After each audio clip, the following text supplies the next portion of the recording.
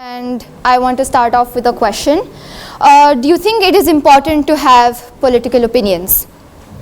Personally speaking, I think it's very important to have an opinion about politics, well, obviously, which in simpler words is being aware about the society that you reside in. All of the students here come from very noble, well-to-do families who are more or less convinced by IB and what it's all about. IB's aim is to develop young minds who help to create a better and more peaceful world through intercultural understanding and respect. We all come from families where we're given immense exposure to the outside world and a wide range of insight into how our own society works. And I consider that to be one of the most exquisite aspects of IB, where one is allowed to express their opinions and views about things that most people in our country are still trying to crack. While I discuss that and the privilege I have for being raised in such a society, I also want to mention something that bothers me deeply and is definitely not discussed as often. As much as we're given the opportunity to expand our knowledge about these conditions and issues, we're all to some extent or another forced upon believing what's ideal or in majority with the society.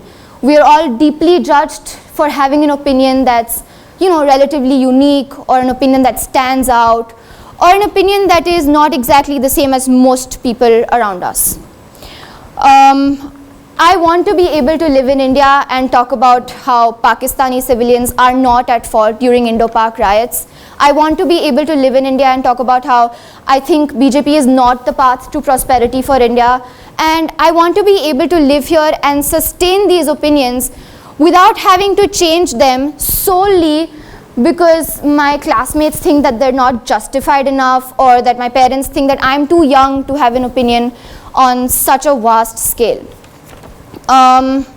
Political discrimination is basically discriminating someone on the basis of their political affiliations.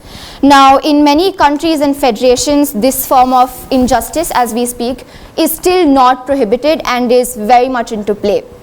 People are left unemployed or fired only because of their political opinions, maybe because their opinions are very open or their opinions don't match their colleagues and their work environment. And this is the case in 2019, where mankind is on the verge of inventing flying cars.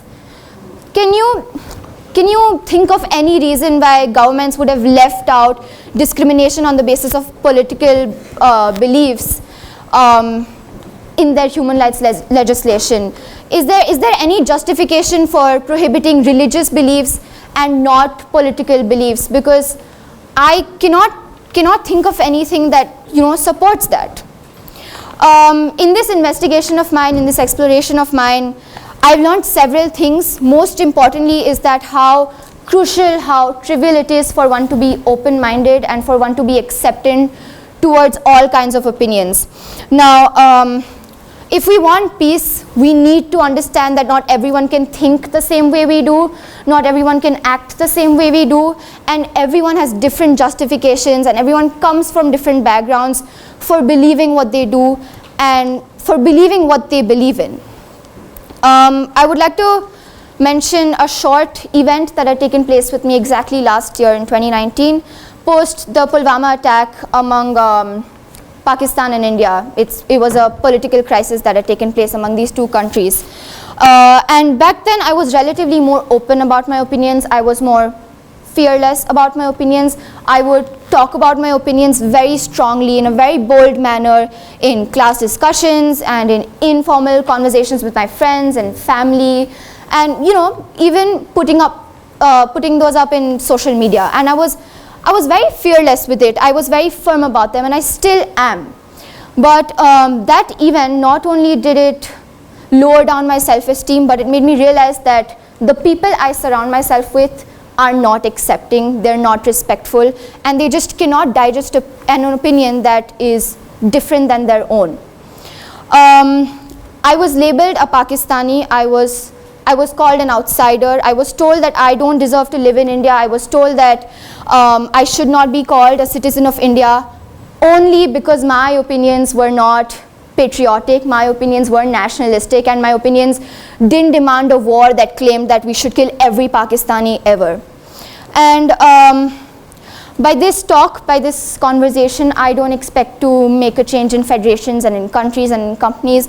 What I expect to do and what I aim to do is to bring about a change in the mindset of each other, to bring about a change in my classmates, in my society, that let's start accepting all kinds of opinions.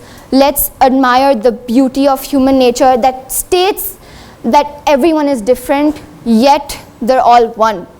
And if it's very given that if we want peace, this is the only way to go about it. Thank you so much.